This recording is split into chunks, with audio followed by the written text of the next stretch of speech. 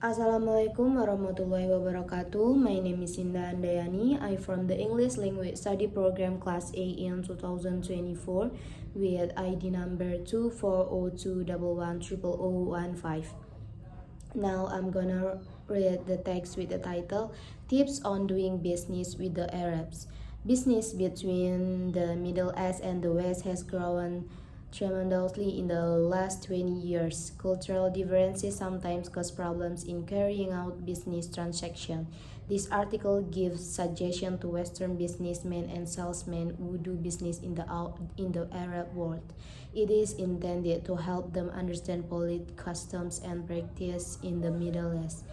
Arabs consider it extremely bad manners to start talking business immediately. Even the busiest government official or executive always takes extra time to be polite and offer refreshments. No matter how busy you are, you should make time for this hospitality. The conference visit is a way of doing business throughout the Arab world. Frequently, you will have to discuss your business in the presence of strangers who may or may not have anything to do with your business. Do not be surprised if your meeting is interrupted several times by people who come into the room unannounced, whisper or speak softly to the person with whom you are talking, and leave. Act as though you do not hear and never show displeasure at being interrupted. Making decisions quickly is not an Arab custom. There is a vagueness in doing business in the Middle East which will puzzle a newcomer.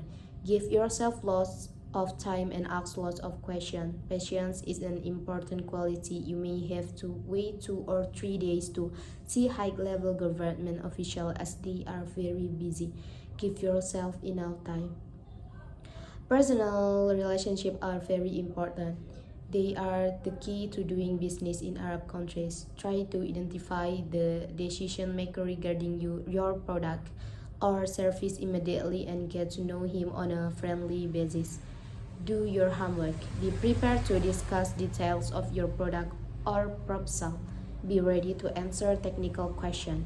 Familiarize yourself with the Muslim and national holiday. Avoid a visit during Ramadan, the Muslim month of fasting. Most Arab countries have a 6-day work week from Saturday through Thursday, when matched with the Monday to Friday practice in most Western countries.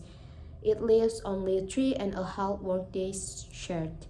Remember this in planning your appointment. Muslims do not eat pork. Some are strict about the religion's prohibition against alcoholic beverage. If you are not sure, wait for your host to suggest the proper thing to drink. When an Arab say yes, he may mean maybe. When he say maybe, he probably means no.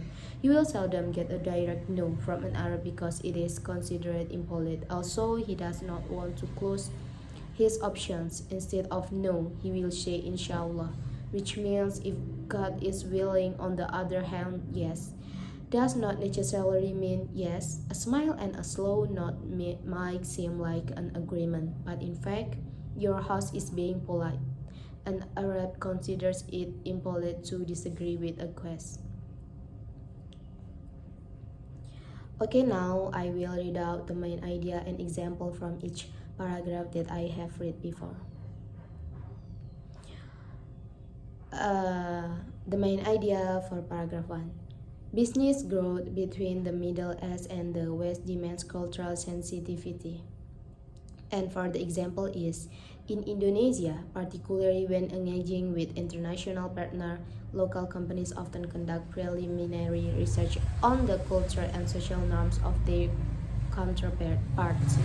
For instance, before attending a business meeting with visitors from the Middle East, Indonesian hosts may study typical greetings, custom, or dietary restriction to ensure a respectful and welcoming environment. And the main idea of paragraph 2 is Arab business etiquette values warm, personal introduction before formal discussion. And for the example, In many parts of Indonesia, especially in Javanese communities, it is common to begin meetings with small talk about family, local events, or shared interests. An Indonesian manager make over tea or snack and discuss recent cultural festival before moving on to business matters, mirroring the courtesy valued in Arab culture. And for main idea of paragraph 3, informal setting and personal interaction are preferred over strictly formal meeting in Arab culture.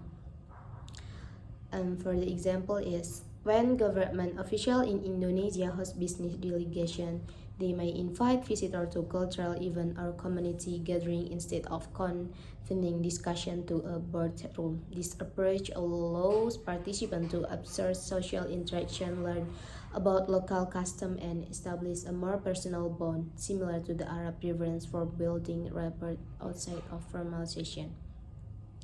And the main idea of paragraph 4 is, Arab negotiations are slow and require patience due to inherent uncertainties.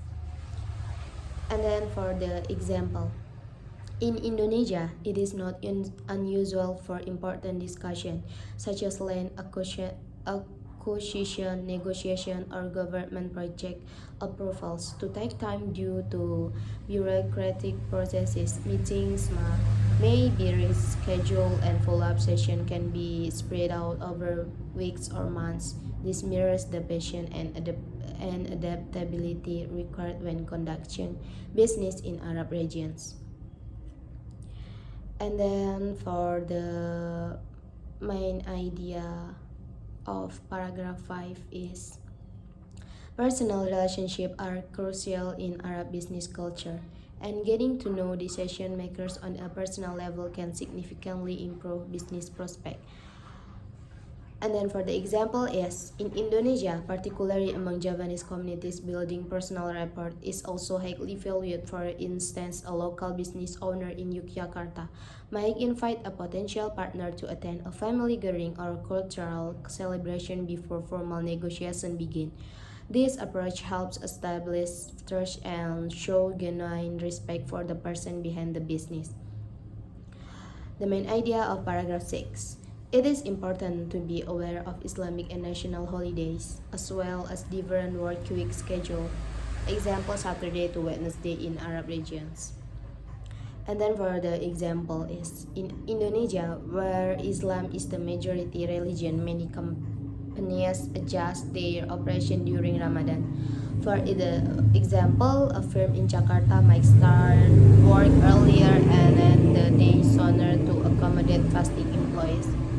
Additionally, they often avoid scheduling critical meeting during iftar or the evening meal to break the fast, out of respect for religious practices.